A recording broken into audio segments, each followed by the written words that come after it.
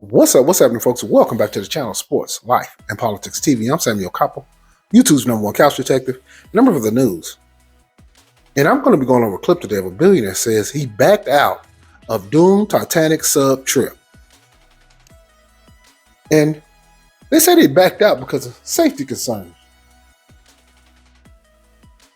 And from what I've seen, and I've learned of watching these clips and getting more information, is that you can't take these subs down there to those depths and pressures more than one or two times. Going time and time again, you were getting closer and closer to death. So this man, who was a billionaire too, backed out. Let's take a look at the clip. This Las Vegas billionaire and his son had planned to go on the fatal voyage of the submersible, but pulled out. OceanGate CEO Stockton Rush scoffed at their fears, texting, "It's way safer than flying in a helicopter or even scuba diving. My son's friend researched what could go wrong and put a little scare in him," financier Jay Bloom texted Rush. But Rush dismissed their fears as stupid stuff.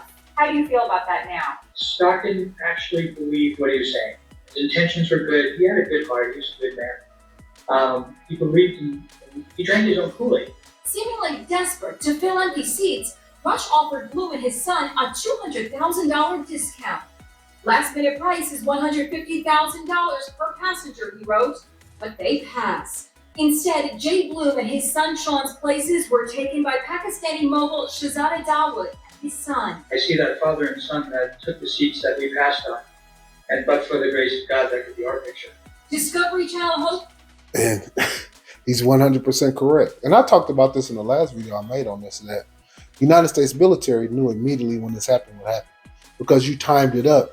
They said they had special acoustic devices in the ocean. We know that sound travels better underwater than through the air, so they were able to hear the implosion. And when the transmission ended, the implosion happened. So it was like simultaneous. They knew since Sunday. They let all this shit play on. And I told you guys it was some shit going on behind the scenes that they were moving money around. 2 billionaires died. People were trying to get paid. When 2 billionaires died, especially the other billionaire died with his son. So him and the heir to the fortune died at the same time. And a lot of times, these people's wives, they're not in a position to know what to do when it comes to all these moving parts when you come to billions of dollars, because it's a lot of money invested. You got shareholders. You might be worth billions, but the billions ain't actually liquid. It's not a liquid $1 billion. So these assets are moved around. There's a bunch of chicanery. There's a lot of lawyers involved, and there's a lot of shit that's going on. So when them billionaires died, there was some money that got made now. And it was luckily wasn't for him. They'd have been moving his goddamn money around. Josh Gates took a test drive on the Titan and posted, "I walked away due to my safety concerns." BBC cameras captured the chilling moments on a voyage last year when it was discovered an engine had been, get this, put on backwards. One of the thrusters is thrusting backwards right now. Look at that passenger's reaction. The mission went ahead. So they said they had a thruster that was put on backwards. And the lady damn near had a stroke. I would have told them motherfuckers, turn this raggedy motherfucker back around. I'm suing this shit. I don't want to be here. Get me out of this test tube. Because that's a test tube. No way. I want to see her again. She almost rubbed her eyebrows off.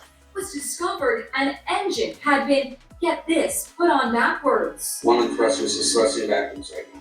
Look at that passenger's reaction. The mission went ahead anyway. The most serious structural flaw may have been using carbon fiber and titanium in the pressure hull. Famed director James Cameron, whose film Titanic is the 4th most popular movie of all time, appeared on Good Morning America with Bob Ballard, the explorer who discovered the Titanic wreck. The Achilles heel of the sub was the composite cylinder that was the main hull that people were inside. That carbon fiber composite cylinder is now just in very small pieces. Bob Ballard has known Stockton Rush for 20 years. His dream was to go down and explore the Titanic, but unfortunately that dream turned into a nightmare.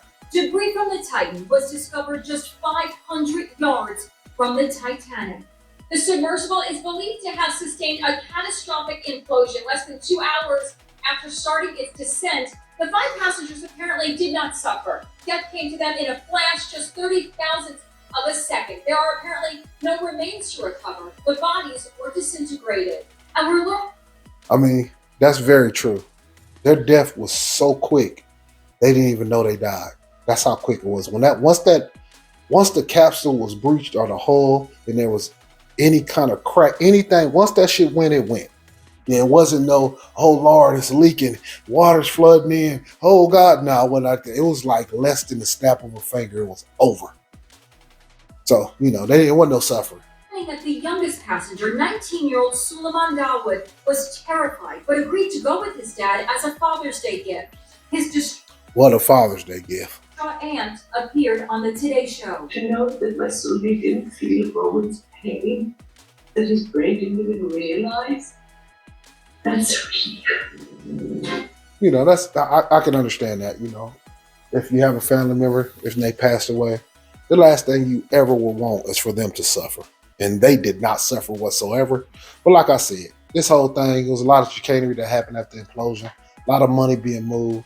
They never, if you notice, they never talked about the billionaire's money on this on American news. I don't know about other countries, but on American news, they never talked about where those billions are going.